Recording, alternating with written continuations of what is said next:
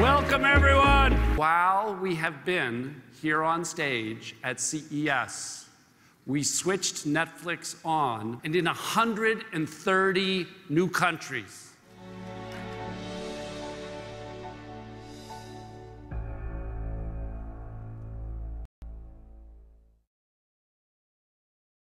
Netflix in the US is about 45 million.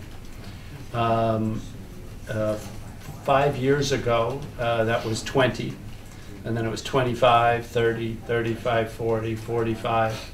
So we've grown 5 to 6 million members every year for the past 5 years. So it's been very steady growth. So you can say the growth is not accelerating. That's true. But the growth is very steady. So there's no signs of saturation. Last quarter was the fastest growth we've ever had. We added over 6 million members last quarter. We've never added 6 million before. So we're growing, again, more new members than we ever have. Content, as you said, is very expensive. And so we're investing carefully. This year, we have about a $5 billion budget for content. Next year, it will be over $6 billion. So we're continuing to get more content because members want, more movies, more TV shows. And as we grow, we can afford that. We think we'll be over 100 million members next year. So that will, again, help us to drive more content. So in Q1, we set new records of the biggest growth in net additions we've ever had, both domestically and internationally. For the rest of the years going ahead, we're continuing to see that internet TV is growing. YouTube is growing, and Hulu is growing in the US, and local competitors here. So think of it, it's a broad movement of people to internet video. And we're one of the beneficiaries. And we think that we'll go over 100 million, we're 81 now, next year.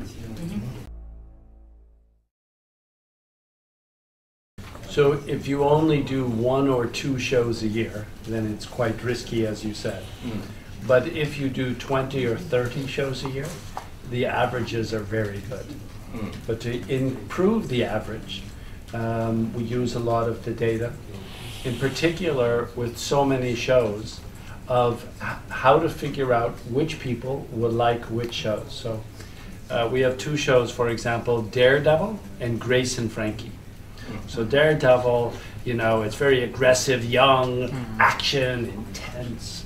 And Grace and Frankie is all about 60-year-olds and older versions of love. Very different shows. So we don't promote them to the same person. We use the big data to be able to launch Grace and Frankie to those members who seem to watch similar content, and the same with Daredevil. So that personalization is very powerful. The consumer, they think, wow, Netflix knows me. I'm interested in all of this content, that's great. And they don't know that maybe, their grandson is getting Daredevil, and that it's a different service in that way. Which genres that Netflix is focusing on? Name 1 or 2. Which show? Genre. Oh, I see. The human genre. The human genre. So we do sci-fi, we do action, we do kids content. So all the genres. So this is the data tells you. In each area, it shows us what's possible. And so the data has been very helpful. But it's also about our style of creative freedom. We're known in the creative community throughout the world that we provide the resources, the money to filmmakers. And we ask them, don't go by the data. Do your creative vision, okay? Make it the best story you can, and then we'll use the data to promote it. But we try not to mix the two. It's a little church and state where we want the creative freedom to be, again, the vision of the artist, because we think that makes a better story.